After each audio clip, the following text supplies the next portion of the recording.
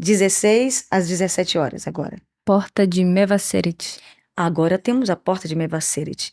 Nunca mais você esqueça, por favor, a porta que está inclinada para o Brasil é a porta do arrependimento, onde nasceu João Batista, e a outra porta, que é em Querem, e a outra porta é a Mevaseret. Ela vai falar agora da Mevaseret.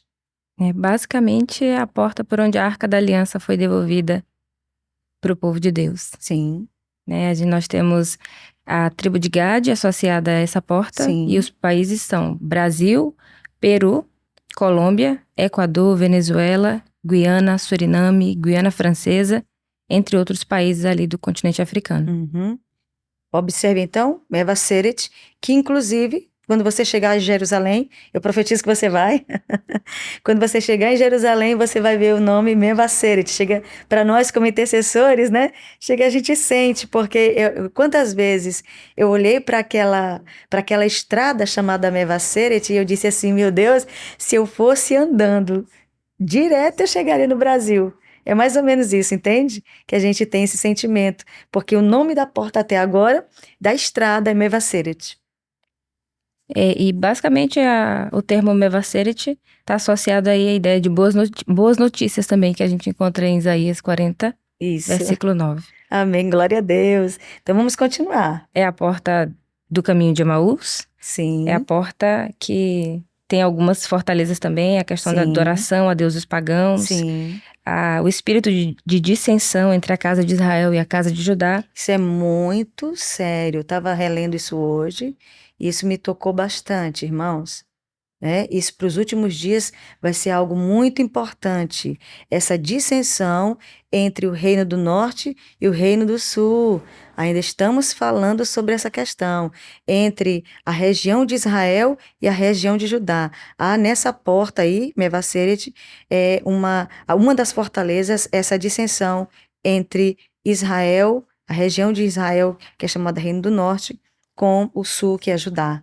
Mas dentro dos propósitos redentivos a gente tem o fato da revelação do Messias em Emaús, né? Exatamente. Onde ele fala sobre ele abre os olhos das Sim. pessoas, né? E a proclamação das boas novas em Sião e a questão da adoração em relação à Arca da Aliança. Exato. Então, temos também consciência que foi nessa porta que Davi entrou depois de 20 anos. 20 anos, a Arca da Aliança estava abandonada em Kiriat Jearim. 20 anos. E depois de 20 anos, Davi, ao assumir o trono de Israel por completo, né? Ele então decide buscar a Arca da Aliança. Vocês sabem da história, uma das histórias mais lindas, né?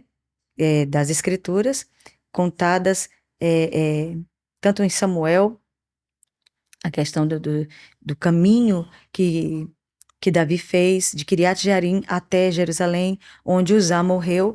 Então essa linda história é contada e é exatamente nessa parada, para em Obed-edom, ele volta para Jerusalém, vai buscar o Senhor para saber qual é a resposta do Senhor, e ele volta depois de 3 meses para pegar a arca que ficou em Obed-edom e percebe que tudo em Obed-edom prosperou. Nós tivemos o privilégio de estar em Obed-edom e ver, né, a gente tem a gente consegue visualizar espiritualmente essa cena, é muito marcante esse lugar. Então, essa porta, a porta de Mevaseret, conta exatamente essa história, e as fortalezas são o que ela já citou, como, por exemplo, o problema entre a casa de Israel, mas o propósito redentivo é trazer de volta a Arca da Aliança, a presença do Senhor para o Brasil e para as nações que estão dentro dessa porta.